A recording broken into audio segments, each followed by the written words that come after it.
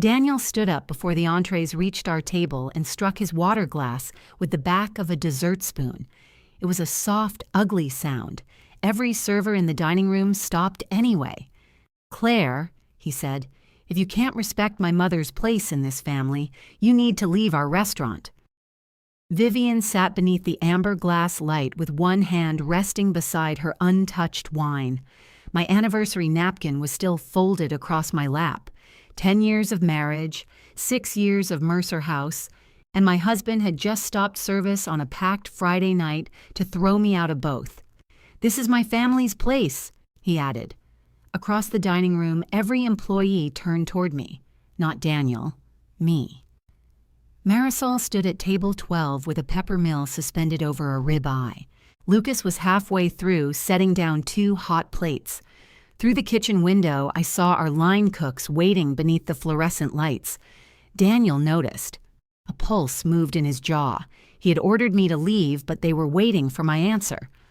I removed the brass key from the chain at my waist and set it beside the little anniversary card Daniel had signed 15 minutes earlier. "Finish the tables already seated," I told Marisol. "No new walk-ins. Close at 9. Marisol lowered the peppermill. "And the reservations after 8? Call them, apologize, and offer priority booking." Daniel pushed his chair back. "You don't have the authority to close early because you're upset." His voice had the strained patience of a man explaining a parking meter to someone he considered dim. I looked around the room. A woman near the greenhouse windows had put down her fork. Her date was studying the candle as if the flame might rescue him. At the bar, Mr. Donnelly, the same man who ordered one Manhattan every Friday and always complained there was too much vermouth, had discovered a sudden interest in the shelves. "I'm not discussing authority in front of guests," I said. "You started this."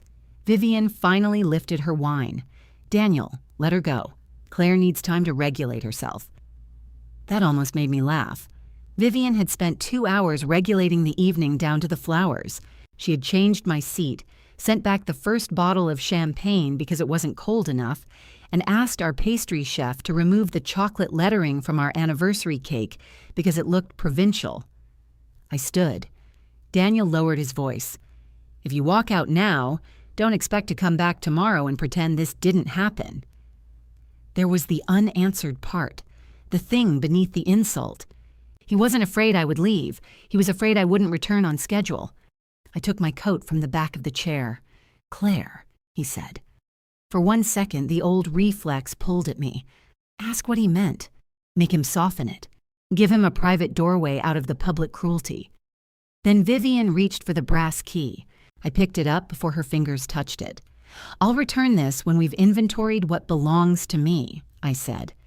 Daniel stared at me. "What's that supposed to mean?" "You'll have time to regulate yourself." Marisol made a small choking sound behind the peppermill. I didn't look at her. If I did, I might lose the clean edge holding me upright. I walked through the dining room I had opened every morning for 6 years. The amber pendants cast honey-colored circles across the tables.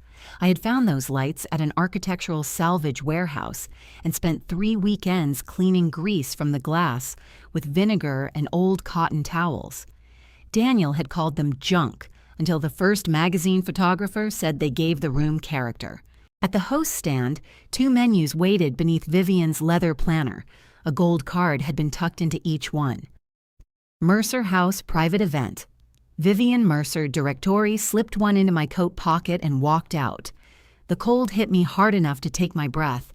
I stood under the green awning while traffic hissed along wet pavement, and someone inside pulled the curtain across the front door. Our 10th anniversary was in April. Daniel had proposed in April, too, years earlier, in the empty shell that became Mercer House. Back then, the building had cracked windows, dead vines in the gutters, and a floor that dipped 3 inches near the old greenhouse wall. Daniel had held out the first brass key and said, "Same door, same life." I had believed him so completely that remembering it now felt less like heartbreak than embarrassment. My phone buzzed before I reached the corner. "Daniel, where are you going?" Then, "Daniel, We have guests. I kept walking. 3 months earlier, I had arrived at the restaurant at 6:20 in the morning and found the office light on. The back door showed no damage. The alarm had been disarmed with a valid code. I remember standing in the loading bay holding a paper cup of coffee and listening to drawers open on the other side of the wall. I thought Daniel had come in early, which would have been remarkable enough to justify checking for fever. Instead, I opened the office door and found Vivian at my desk. She wore a cream wool coat and disposable reading glasses from the pharmacy. Payroll reports were spread in front of her, each page marked with pink tabs. She had opened the metal cabinet behind my chair and removed the binders containing vendor contracts, incident reports, and employee reviews. "Good morning," she said. "You need better coffee in here." I set my cup down. "How did you get in?" Daniel gave me a key. She said it with the bright casualness of someone announcing she had found a parking spot. "Daniel gave you a key to the office?" "To the building. He said it was silly for me to keep calling when I need access." "Access for what?" Vivian removed her glasses. "Private events. He hasn't told you?" Daniel had told me that his mother might introduce us to a few people from her garden society. He had not told me she would be entering the building before dawn to read performance reviews. I began stacking the payroll reports. Vivian placed 2 fingers on the top page. "This is exactly the kind of defensiveness that keeps a small business small. These are confidential. I'm family. Not to the people whose bank information is in this office." Her mouth tightened. Vivian never raised her voice when disapproval could do the work. "I didn't look at bank information. You shouldn't be looking at any of it.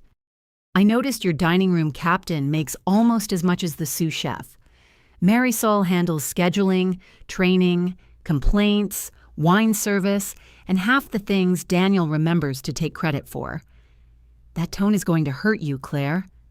I took the page from beneath her fingers. "Which tone?" "The one that assumes everyone is trying to steal something from you." Before I could answer, the rear door opened. Daniel came in carrying a cardboard tray of coffees and a white bakery bag. "There you are," he said to Vivian. "I got the almond thing you like."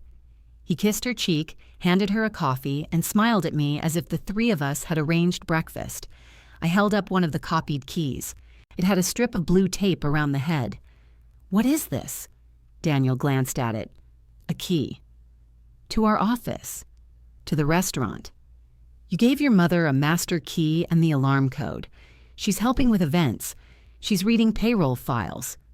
Vivian took a delicate sip of coffee. "I was looking for the staffing budget."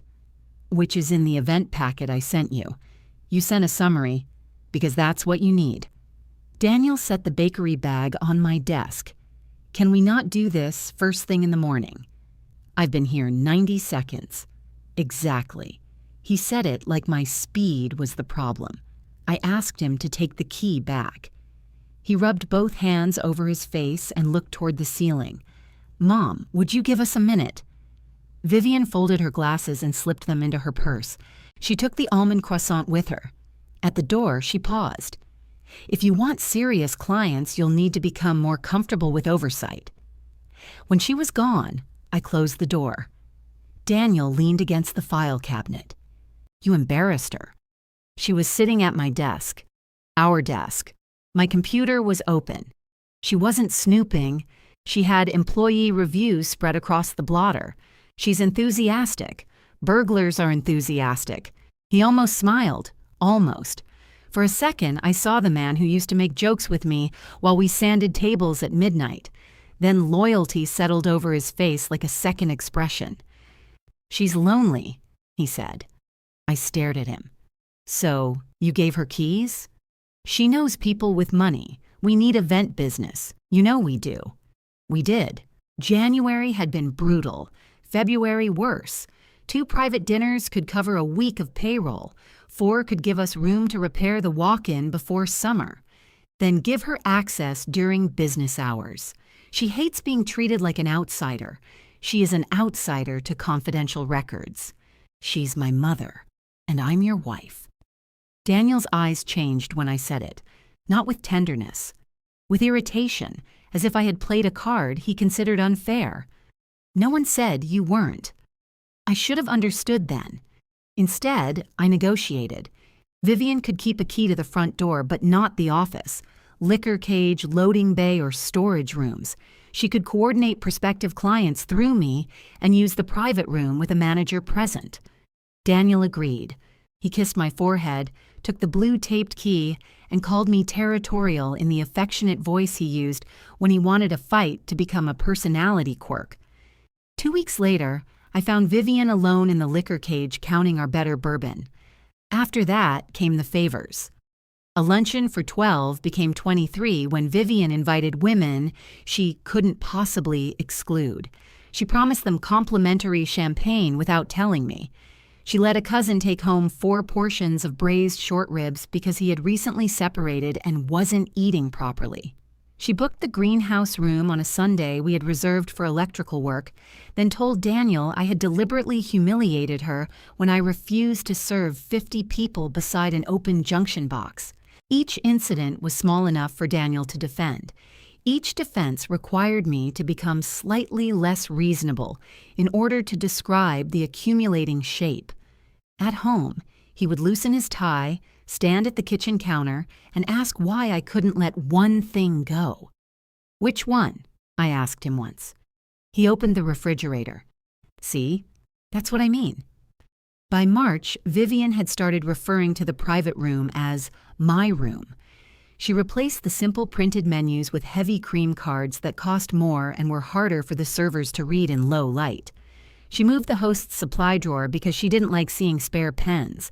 She told Lucas his beard made the restaurant look casual. Lucas shaved it off before his next shift. When I asked why, he rubbed the pale strip of skin around his mouth and said, "Mrs. Mercer said Daniel agreed. I found Daniel in the kitchen tasting a sauce. Did you tell Vivian she could dictate grooming standards?" He handed the spoon back to the cook. "Can we talk later?" "No. Lucas shaved because your mother implied his job depended on it." Daniel lowered his voice. His beard did look sloppy. "You told me last month it looked distinguished." "That was a different beard." Even the cook laughed at that. Daniel smiled, grateful for the escape, and the conversation dissolved. On our anniversary night, Vivian's gold business cards told me the small incursions had been camouflage. While I was arguing about keys and champagne, Daniel had given her a title. My phone rang as I reached the apartment we had shared for 8 years. I let it ring twice before answering. "Where are you?" Daniel asked. "Home. You need to come back." "You told me to leave." "I told you to leave if you couldn't be respectful." "No, Daniel, you stopped my dining room and told me to leave our restaurant." "Your dining room?" There was a pause after that. Not long, but long enough. Behind him I could hear pans striking the kitchen rail and the muffled churn of voices. Mercer House sounded different when I wasn't inside it. Less like a place I owned than a machine I had been standing too close to. "We have 3 servers threatening to walk," he said. "Marisol is refusing to reopen the reservation book. The bar is running out of clean coupes, and somebody has to call the linen company because tomorrow's delivery is wrong." I sat on the bench by our front door without taking off my coat. "What did you tell the staff?" "I told them you were emotional." "And did that help?" "This isn't funny." "No." "Then come back." Across from me, Daniel's running shoes sat neatly beneath the coat hooks.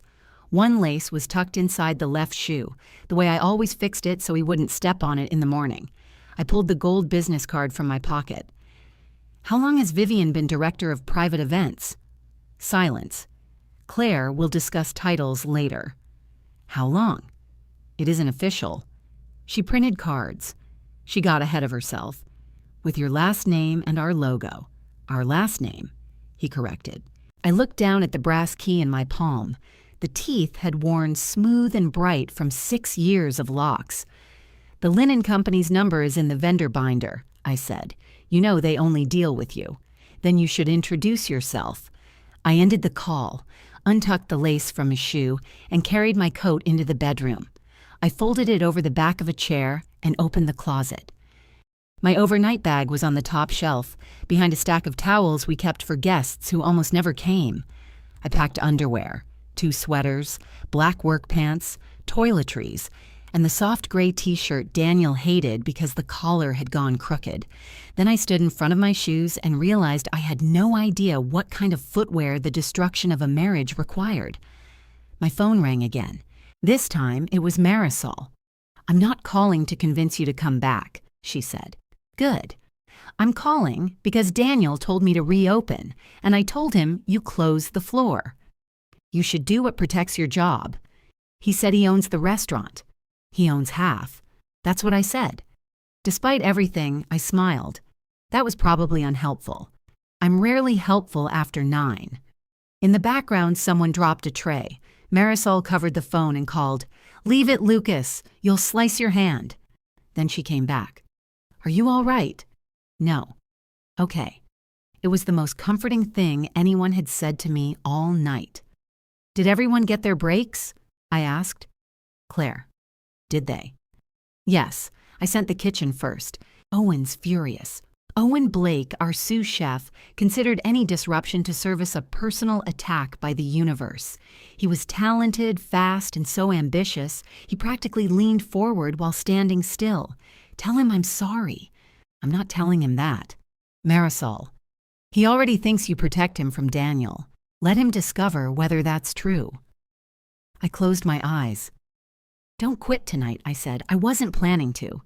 And don't let anyone else quit because of me." There was another pause. "That isn't the same as staying because of Daniel." "I know." "Do you?" The lock turned at 11:20.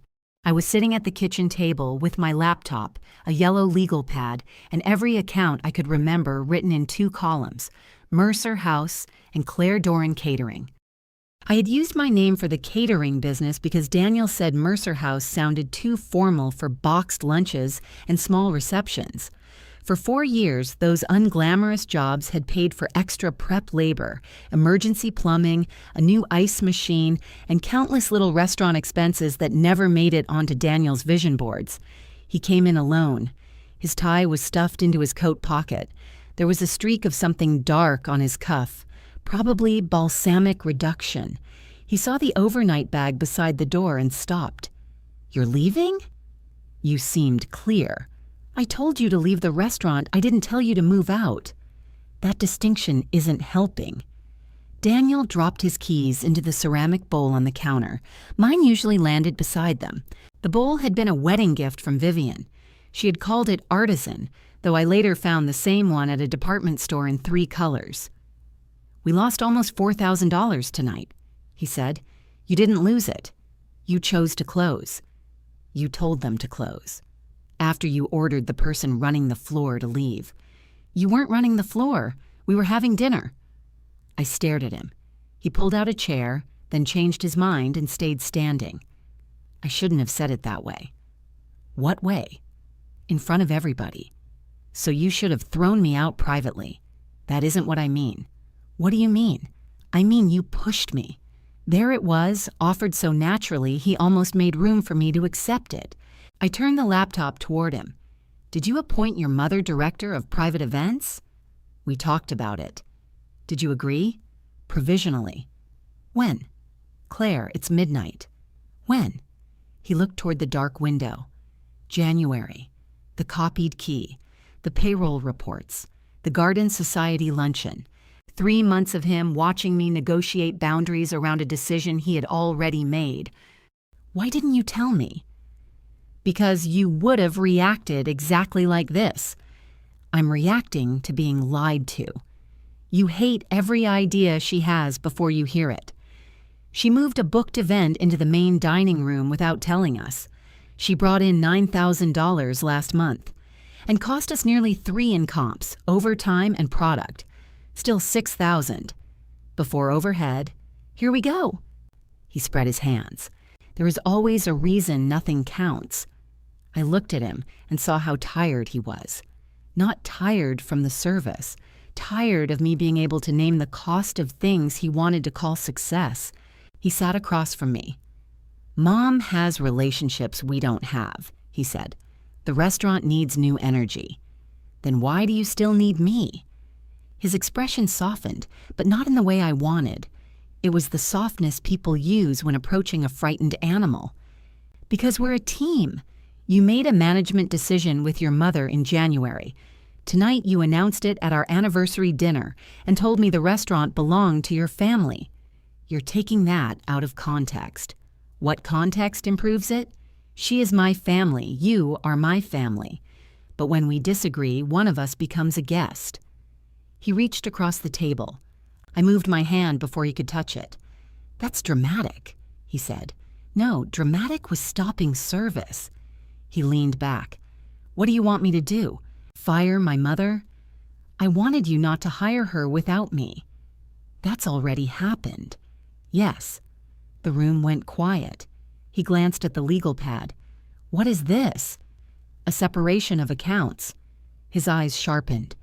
Don't do anything reckless. I'm identifying what belongs to my business and what belongs to the restaurant. We've always shared resources. I've shared resources. That's not fair. No, it's accounting. He pulled the pad toward him. I put my hand on it. The warming cabinets are at Mercer House, he said. I bought them through Claire Doran Catering. For restaurant use. For both. The invoices and depreciation schedules are in my company records. You're going to strip equipment out of the kitchen over an argument? I'm going to inventory it. Same thing. No. But if it feels like the same thing, that tells me we should have done this years ago. He stood so quickly the chair legs scraped the floor. My mother was right. I waited. He seemed to realize he had walked onto thin ice, but anger carried him forward. She said you would hold the restaurant hostage if you ever stopped getting your way. I closed the laptop. Did she say that before or after you gave her the key? Don't twist this. I carried my overnight bag to the door. Daniel followed me into the hall. Where are you going? Marisol's. You can't involve employees in our marriage. She offered me her couch last Christmas when the pipes froze in her building. I'm assuming reciprocity. Claire. I picked up my purse. He looked suddenly younger, not in age, but in helplessness. We can talk in the morning. We just did. Marisol lived above a 24-hour pharmacy in an apartment that smelled faintly of fried onions from the restaurant downstairs. She opened the door in plaid pajama pants and an old Mercer House sweatshirt with a bleach mark across the logo. You look terrible, she said. So do you. I always look like this. Come in. Her couch was too short. The radiator hissed like it had a grievance, and at 2 a.m, her upstairs neighbor began moving furniture for reasons neither of us could imagine. Marisol brought me a glass of water and sat in the armchair. I have one question, she said. I don't know what I'm doing. That wasn't it. Go ahead. Do I work tomorrow? The question landed with more weight than Daniel's anger. Yes, I said. Until I know what happens next, you work your schedule. You don't take sides on company time. You don't let anyone pressure the staff to take sides either. And if Vivian starts giving orders? She has the title now. Marisol's eyebrows rose. That sounded painful. It was. What if her orders are stupid? Use your professional judgment. So ignore her. Professionally. Marisol nodded. I've trained for this. At 7, I showered, put on yesterday's black pants, and returned to Mercer House. The front door was unlocked. Daniel sat at the bar with 2 coffees and a legal pad of his own. Vivian was in the greenhouse room directing a delivery driver who had brought 6 tall arrangements of white lilies. The smell reached the foyer before I did. We don't use lilies in the dining room, I said. Vivian turned. They're for the Lawton luncheon.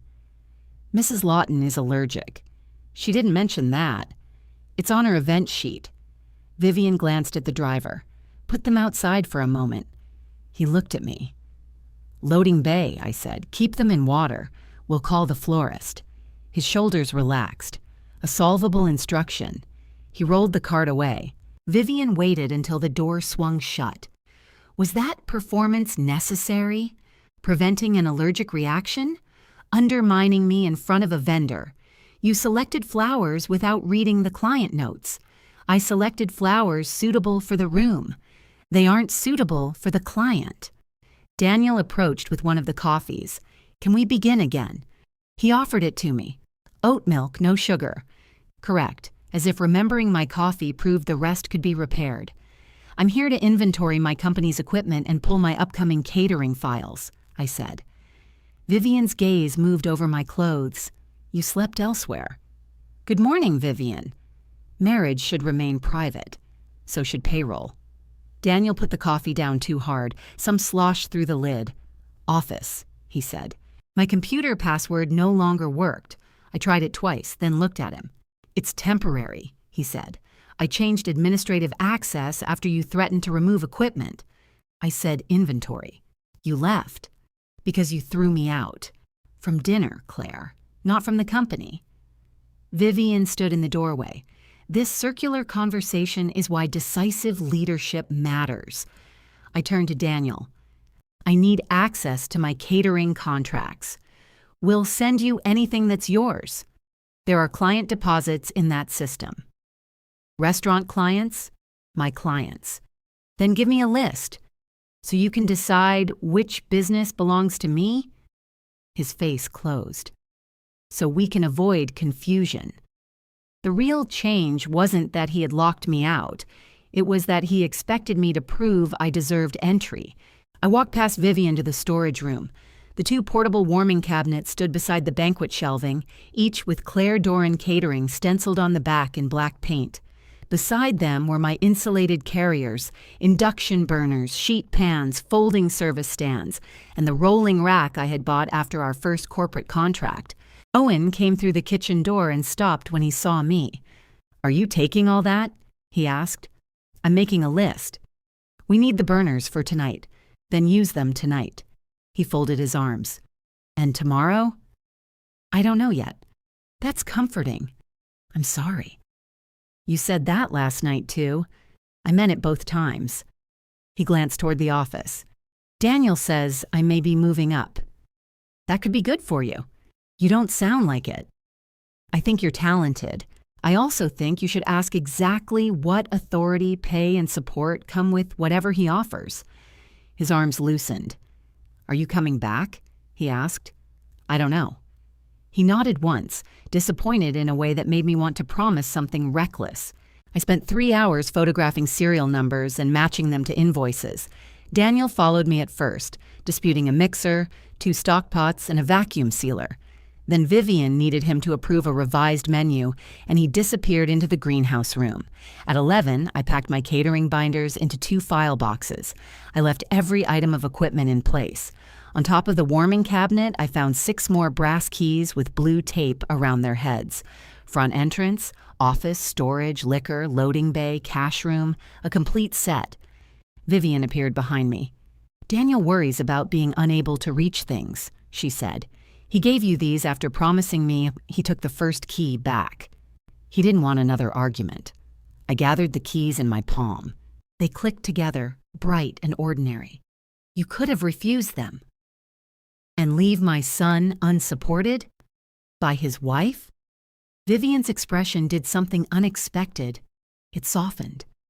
You think this is about replacing you, she said. It isn't. Daniel knows what you're good at. The words were meant as reassurance. They told me everything. I put the copied keys back on the cabinet, carried my boxes through the kitchen, and heard Vivian call after me. We have the Halpern tasting at 4. They specifically requested your mushroom tart. I kept walking. At the loading bay, Daniel caught the door before it closed. Are you coming back for the tasting? No. You developed that menu? Yes. So you're deliberately sabotaging an event. I haven't canceled it. The recipe is in the kitchen file. Owen hasn't made it. Then today he learns. Daniel looked at the boxes in my arms. You want us to fail. The accusation hurt because part of me did. A small, scorched part wanted him to stand in the center of everything I had carried and finally feel its full weight. I want to find out what happens when I stop preventing it, I said. I pushed the boxes into my car. Before I reached the driver's door, my phone chimed with 3 cancellation requests from catering clients who had heard I was no longer at Mercer House. Then an email arrived from Daniel. Effective immediately, all management communication would go through him. Staff scheduling would be handled by Marisol under his supervision. Owen would serve as acting head of kitchen operations. Vivian would direct private events. At the bottom, he had written that my absence was voluntary. I read that line twice. Then I opened my calendar and canceled the Friday catering delivery I had been planning to prepare in the Mercer house kitchen. Its deposit had been due to cover the restaurant's linen invoice. Daniel called before I could put the phone down. This time, I answered. "Did you just cancel the Bell Finch order?" he demanded. I moved it. "Where?" "To a licensed commissary kitchen. You can't do that, it's my contract." We were counting on that money. I looked through the loading bay door at the copied brass keys still lying on the warming cabinet. "I know," I said. "You know?" "The restaurant used my catering income every month. We share expenses. You share my deposits. You're doing this to punish me." "No, I'm doing it because Bell and Finch hired Claire Doran Catering. They didn't hire your mother." He drew a breath through his nose. "The linen payment is due Monday. Then pay it from restaurant revenue. Friday's revenue was short because you closed early. You told me to leave, and you made sure everyone watched you do it." I nearly answered. Instead, I let the silence sit there until he had to hear himself. "I have to go," I said. "Where?" "To work." The commissary kitchen charged by the hour and smelled permanently of yeast, bleach, and somebody else's onions. I rented the back prep area from noon until 10, moved Bell and Finch's order there, and spent 2 days discovering how many Mercer House routines had become invisible to me. At the restaurant, I knew the reach of every shelf. I could turn, extend a hand, and find salt. At the commissary, the sheet pans were stored across the room, the outlets tripped if I ran both induction burners, and the walk-in door required a shoulder to close. I burned the first batch of shallots. I forgot to bring labels. At 7 that evening, I sat on an upturned milk crate eating a broken mushroom tart over a trash can and wondered whether Daniel was right. Maybe I had confused being necessary in one building with being competent everywhere. Then my phone lit up with a picture from Marisol. Owen had sent out Vivian's tasting menu on my heavy cream event cards. The mushroom tart in the photograph leaned to one side, pale and damp, with a parsley leaf stuck upright in the center like a tiny surrender flag. I called her. "You shouldn't be sending me internal photos." "I sent you a tart, an internal tart." The Halperns liked it. That stung more than I expected. They did. They booked the reception. Oh, Vivian sold them on a champagne wall. We don't have a champagne wall. We do now. Daniel ordered one. I picked mushroom filling from my thumbnail. Good for them. Is it? Yes. They need business. Marisol was quiet. "Owen says things are calmer without you. Maybe they are. He also asked me 6 times where we keep the vegetarian stock. Top shelf in dry storage, behind the rice." "I know." "Right. Daniel offered retention bonuses," she said. 3 months, paid at the end of summer. "That's smart. He told the staff you walked away during a marital disagreement and would probably try to recruit us." "I won't." I told them that. "You shouldn't speak for me." "Somebody should." "Marisol." "Fine. I'll speak for myself. I told Daniel if he wanted me to stay, he could stop asking me to describe your mood." I smiled despite myself. How did he take that? He described my mood. Bell and Finch's order went out on time. The client complimented the food and complained that the disposable forks were flimsy. It was such a normal complaint, I saved the email. I moved into a furnished studio above a print shop because Marisol's couch was damaging both my spine and our friendship. The studio had one narrow window, a table bolted to the wall, and a refrigerator that made a gunshot sound whenever the compressor stopped. I bought 1 mug, 1 plate, and a set of silverware for 2, then resented the second fork. Daniel stayed in the apartment. He texted about practical things. Did I want the blue towels? Had I moved the tax folder? Was the bedroom lamp mine or ours? Every question carried a little domestic trapdoor. I answered only the ones that mattered. The first week, Mercer House posted photographs of full tables and white lilies in the greenhouse room. Vivian had found a florist willing to take the original arrangements back and replace them with orchids. She appeared in nearly every picture, one hand lightly touching a chair or a guest's shoulder, as if she had always been part of the architecture. The second week, a regional lifestyle site ran a short item about Mercer House's refreshed private dining program. Daniel sent me the link without comment. I read it twice, then hated myself for reading it at all. Claire Doran Catering lost 4 clients who associated me with the restaurant and did not want to be involved in what one of them called the situation. The commissary fees ate into the jobs I kept. I spent my mornings answering emails, my afternoons prepping, and my nights building spreadsheets that showed, with increasing clarity, how expensive dignity could become. When I returned to the apartment for clothes, Daniel was home. He had cooked pasta, or attempted it. A gray strand clung to the side of the pot while jarred sauce bubbled on the stove. "I thought you'd come Saturday," he said. "I need my black dresses." "For catering?" "For work." He looked thinner, not dramatically, just enough that the collar of his shirt sat differently. "Have you eaten?" "Yes." "Was it better than this?" "Probably." He laughed once. It slipped out before either of us could decide whether laughter was permitted. For a moment, we were ourselves. Daniel nudged the pot with a wooden spoon. I opened the drawer, took out the tongs, and lifted the pasta free from the clumps stuck to the bottom. "You always use too little water," I said. "I know." "No, you don't. You keep doing it." "I keep thinking the pot looks big enough." "That's not how water works." He turned off the burner. "I miss you." I set down the tongs. It would have been easier if he had said it cruelly or strategically. He said it while looking at the ruined pasta, his voice tired and plain. "I miss you too," I said. He reached for me. I stepped back before he touched my waist. His hand dropped. "Come home," he said. "And the restaurant? We can work something out." "What?" "You manage operations. Mom handles events." "That's what you already decided. You wouldn't have to deal with her department." "Her department uses my staff, my kitchen systems, my vendor relationships, and a room inside the same building. We can create boundaries. We had boundaries."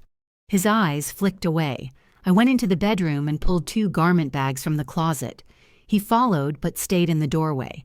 "She'll give back the office key," he said. "She has 6. She doesn't need all 6. That isn't an answer." "I'm trying." "No, you're reducing the size of the violation until I agree to live with it."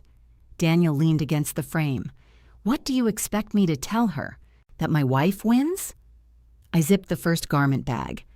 "I expected you not to think that was the choice." He looked genuinely confused, and that was when hope left the room, not all at once. Quietly, like someone who had been waiting through dinner and finally accepted that no one was coming. At the front door, he said, "The staff misses you. That isn't why you asked me home." "No," he said, "it isn't the only reason." He meant it as honesty. I carried the garment bags downstairs. The demand letter arrived at the commissary between an invoice for compostable cups and a menu correction. Harbor Linen had not received payment for 6 weeks. Under the personal guarantee I signed during Mercer House's first year, they could pursue me for the outstanding balance, late fees, and the remaining term of the service agreement.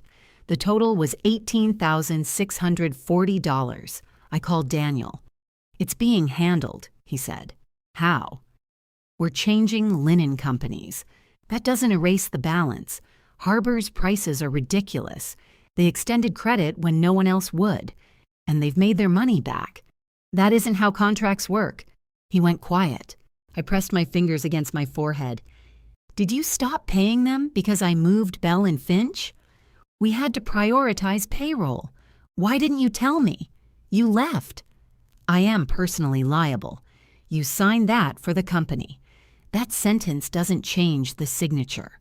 Then come to the meeting tomorrow, we'll figure it out."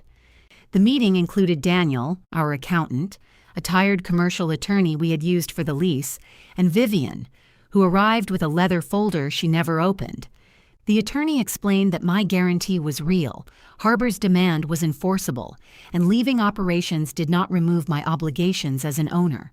He also explained that Daniel could not simply classify my absence as abandonment and take my half of the company, which made Daniel stop tapping his pen. Our accountant slid a cash flow statement across the table. Mercer House had revenue. It did not have enough cash. Deposits from Vivian's new bookings had covered older event costs. The retention bonuses were promised but not funded.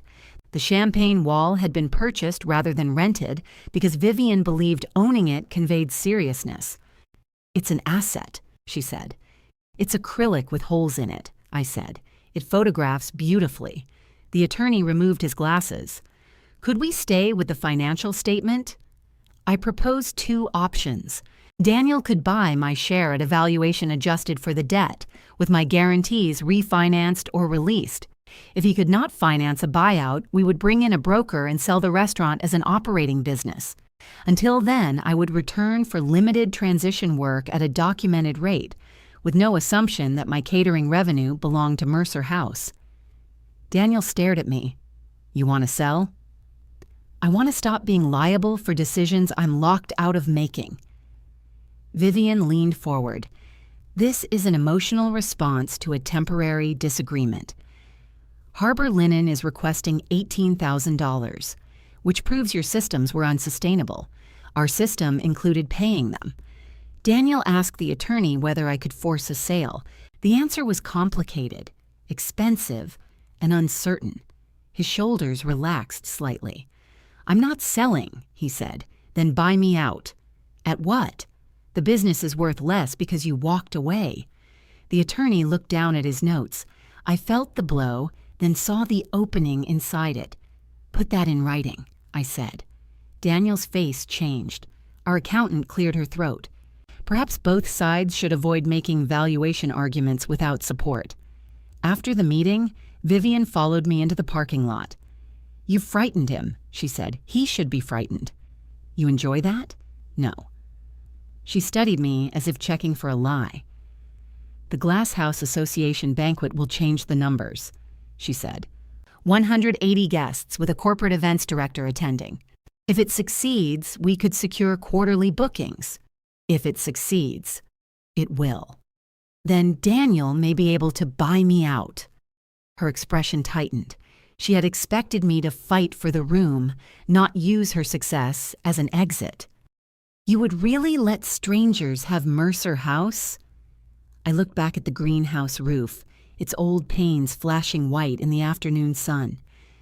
"You told me I thought everyone was trying to steal something from me," I said. "It turns out I was wrong about what was being taken." The banquet grew every time I heard about it. 180 became 196. A 3-course menu became 4 courses, plus past appetizers. Vivian promised a separate bourbon station without checking our liquor inventory. She booked a quartet in the space Marisol had marked for tray staging and added 12 guests with dietary restrictions after Owen had finalized his orders. Marisol documented everything. Owen stopped saying the restaurant felt calmer. He called me 4 days before the banquet. "I'm not asking you for a recipe," he said. "Good evening to you too." "I'm asking whether Vivian has always changed menus after tastings." "Yes." "And Daniel lets her?" "Usually he calls it flexibility." "She added sea base to a menu built around braised beef." "She says executives expect options." "What did you order?" "Beef." I let him sit with that. "I can make it work," he said. "I know you can." That sounded condescending. It wasn't. "Daniel says you're waiting for us to fail." "I'm waiting for him to negotiate." "That's not what I asked." "No, I don't want the staff hurt. I don't want guests hurt. I don't want my investment destroyed. Beyond that, Owen, I'm trying to stop arranging my feelings around what makes Daniel comfortable." He exhaled. "Marisol says the service plan is impossible." "Marisol doesn't use that word lightly." "No." "Then listen to her." The banquet began on a Thursday at 6. At 6:12, a photograph appeared online of Vivian beneath the amber lights, holding a champagne flute beside the acrylic wall. At 6:37, Marisol texted me 2 words: "Call Daniel." At 6:38, he called first. I could hear shouting, metal striking tile, and the continuous shriek of the printer spitting tickets into the kitchen. "Claire," he said, "we need you at Mercer House." "What happened?" I asked. The fish delivery was late. 2 servers walked out. The association president says her table hasn't received appetizers. And Mom, what happened between the event plan and tonight? We can discuss that later. No, you called me. The shouting behind him rose. Someone yelled that table 14 had received table 9's meals. Daniel lowered his voice. We didn't close the main dining room. Why? We had reservations. You booked 196 banquet guests into a restaurant with 168 event seats and kept regular service open? Mom said we could turn the greenhouse twice. With a 4-course menu? She said the association people eat quickly. I closed my eyes. I'll be there in 10 minutes. Thank you. I haven't agreed to help. Claire. 10 minutes. Mercer House glowed at the end of the block, every amber pendant lit. A refrigerated truck occupied half the loading zone. 3 people in formal clothes were smoking beneath the green awning, their untouched name tags shining against their jackets. I entered through the loading bay. The kitchen smelled of hot beef, scorched butter, and panic. Ticket paper curled onto the floor beneath the printer. Owen stood at the pass with sweat darkening his collar while 2 cooks argued over sea bass portions. "We have 42 fish and 61 requests," he said when he saw me. "How many requests are dietary substitutions?" 18. The rest are people who saw fish at another table. Stop offering a choice. Use the fish for confirmed restrictions in the association board. Beef for everyone else. Vivian promised. Vivian isn't cooking. His mouth opened, then closed. The beef is 20 minutes behind. Then the fish is 30 minutes behind. What can leave now? Mushroom tarts. I looked at the sheet trays. The pastry was evenly browned. The filling sat high without spilling over the edges. Those look better than mine. Owen blinked. Send them, I said. 1 per person. It buys 12 minutes. 14 if we garnish. You have 8. He turned toward the line. All right, listen up. Tarts to every table. Fish only for marked seats and board tables. Stop firing fish until I call it. The cooks moved. Daniel appeared beside the dish station. He had taken off his jacket and rolled up his sleeves, though I couldn't identify anything useful he had done with them. Thank God. Where's Marisol? Greenhouse room. And Vivian, with the association president. Of course she is. I pushed through the kitchen doors. The quartet was wedged between the greenhouse entrance and the service station, playing something fast and cheerful while servers tried to squeeze around music stands with loaded trays. The acrylic champagne wall stood near the windows, its lower rows empty and its top rows filled with warm glasses. Condensation ran down the front and pooled on the floor. Marisol was crouched beside a server whose white shirt was stained red with wine. He slipped, she said. Is he hurt? Bruised elbow, bruised opinion of acrylic. The server flexed his arm. I can work. Dry shirt in my old locker, I said. Combination is 1026. He hurried away. Marisol stood. You came. I did. Are you staying? Not yet. I found Vivian beside the association president's table, explaining that the slight delay allowed the beef to rest properly. When she saw me, relief crossed her face before suspicion erased it. Claire, good. Tell Owen table 1 needs the sea bass. He knows, the president specifically asked. She'll receive it. Vivian touched my elbow and guided me 2 steps away. We should open the reserve champagne. People are becoming restless. The reserve isn't paid for in this package. This is not the moment to be rigid. It's exactly the moment to know what we're giving away. Her fingers tightened. If you intend to make a point while the restaurant is in crisis, the restaurant is in crisis because you sold more service than the room, kitchen, and staff could deliver. You left us understaffed. I didn't hire, schedule, or promise this event. You trained these people to distrust anyone but you. I looked around the room. Lucas was balancing a tray on one palm while shifting a music stand with the other. A bartender carried champagne flutes from the wall back to the bar to chill them properly. At the host stand, 2 regular diners argued with Daniel about a reservation that was already 40 minutes late. The staff did not distrust Vivian because I had trained them to. They distrusted her because she treated capacity as disloyalty. "Get your purse," I said. Her face went still. "Excuse me?" "If I take over, you leave the floor. This is my event. Then run it."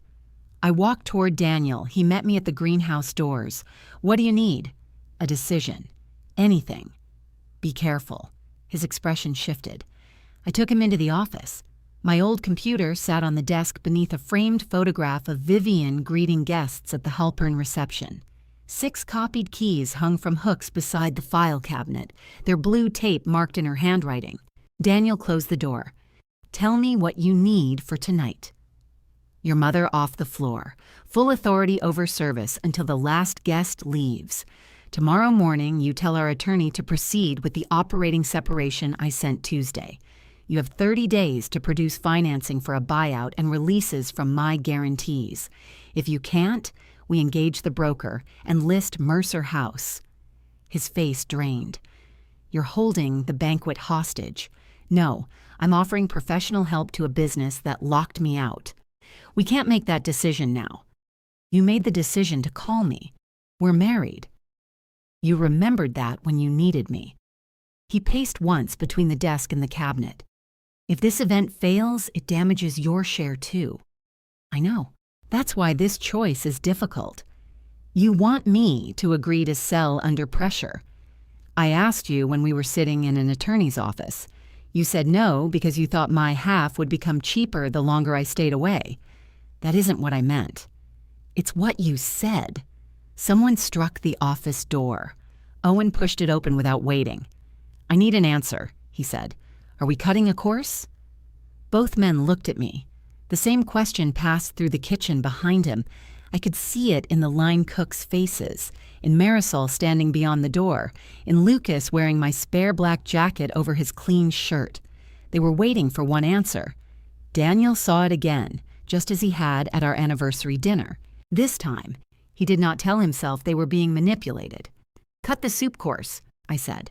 "Tarts now, entrees in 12 minutes. Marisol closes regular seating and offers every waiting reservation a full refund of any deposit. Move the quartet to the bar during entrees so servers have a clear lane." Owen turned. "Wait," Daniel said. The kitchen went quiet enough that I could hear the printer. Daniel looked at me. "I agree to the 30 days. And Vivian leaves." His jaw worked. "Daniel?" Vivian stood behind Marisol. She had heard enough. "We need one person running service," he said. "I am running service. You're talking to guests. Claire is fixing the kitchen. She created this spectacle to force you into selling. I'm not forcing him to do anything." Vivian looked at her son. "Tell her to leave." The words hung there, almost identical to the anniversary night. Daniel's eyes moved to the copied keys, the overflowing ticket rail, the staff, and finally me. "Mom," he said, "go home." Vivian's face changed by degrees. Surprise first, then injury, then a coldness I recognized from years of watching her punish waiters with politeness. "You asked me to save this place," she said. "I asked you to bring in events. And I did. You brought in more than we could serve. Because Claire crippled operations. Claire left because I told her to." He said it quietly. Nothing in the room moved. Vivian picked up her purse from the office chair. "When this is over, you will understand what she cost you." She walked out through the dining room without saying goodbye to her guests. I removed my coat. Service did not become beautiful. It became possible. Marisol relocated the quartet and turned their empty corner into a tray station. Owen cut the soup, stretched the tart garnish with dressed greens, and sent the beef in groups small enough to reach tables hot. We offered the sea bass only to marked seats, though 3 guests complained, and one insisted Vivian had personally guaranteed him 2 portions. Daniel carried plates until he dropped a ramekin of horseradish sauce inside his shoe. Lucas gave him a towel and said, "That's going to stay with you." With such solemnity, I had to turn away. The association president received her fish. She also received an honest apology, chilled champagne and dessert before 11. The corporate events director left with Marisol's card, not Vivian's. Near midnight, the last guests crossed beneath the green awning. The staff began scraping plates and stacking chairs. Owen leaned against the pass with his arms folded. "You cut my soup," he said. "Your soup would have killed the timing." "It was good soup." "I'm sure it was." "You can have the recipe." "I'll survive." He smiled, then looked toward Daniel. "Are we selling?" "Maybe." "Should I start looking?" "Yes," I said. "And you should also decide whether you'd want to stay with a new owner. Those aren't the same decision." He nodded. "You really think the tarts were better than yours?" "Don't become unbearable." Too late. After everyone clocked out, Daniel and I sat at our anniversary table beneath the amber light. The room smelled of extinguished candles and wet linen. He had taken off his sauce-soaked shoe. It rested beneath the table, stuffed with bar towels. "I thought you would come back," he said. "I know. Even after that night." "Yes." He rubbed a thumb over a stain on the tablecloth. "I thought you'd be angry, sleep somewhere else, make me apologize, then come in because you wouldn't let the restaurant suffer." There it was, the answer I had heard inside his order, before I could name it. He had not thrown me out because he believed I was powerless. He had thrown me out because he believed my loyalty had made consequences impossible. "You used the thing you loved about me as a restraint," I said. His eyes filled, though he looked away before the tears could fall. "I did love it. That makes it worse." "I know." He reached across the table, stopping before his hand touched mine. "Is the marriage part of the 30 days? "No. What happens to us?" "I don't know what could be left after I had to bargain with you to be treated as your equal." He let his hand fall. The next morning, Daniel emailed the attorney while I watched. 30 days later, he had no financing that would buy my share, cover the debts, and release my guarantees. We signed with a broker. Vivian withdrew from private events immediately. She also demanded repayment for the champagne wall, the business cards, and the flowers she had purchased without authorization.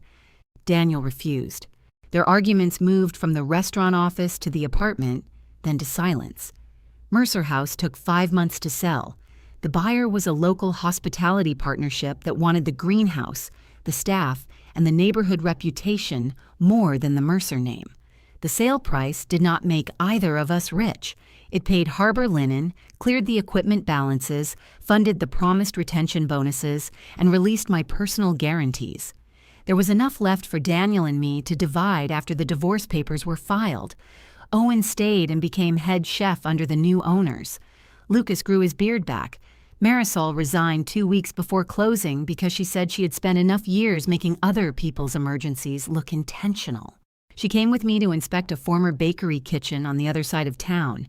It had cracked tile, 2 good ovens, 1 terrible office, and enough space for catering prep without anyone else's onions. I signed the lease under Claire Doran Catering. Marisol signed an employment agreement as operations director, then corrected 3 mistakes in it before handing it back. On our first morning, I arrived to find her labeling the key drawer.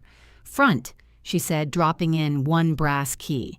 "Office, storage, loading bay. You get a full set. I get a full set. Emergency set stays here." She held out my key. It was new, its edges sharp against my palm. "Don't you want a chain?" she asked. I looked at the drawer, at every key labeled and accounted for, then placed mine in the slot marked Claire. "No," I said. "I know which door is mine."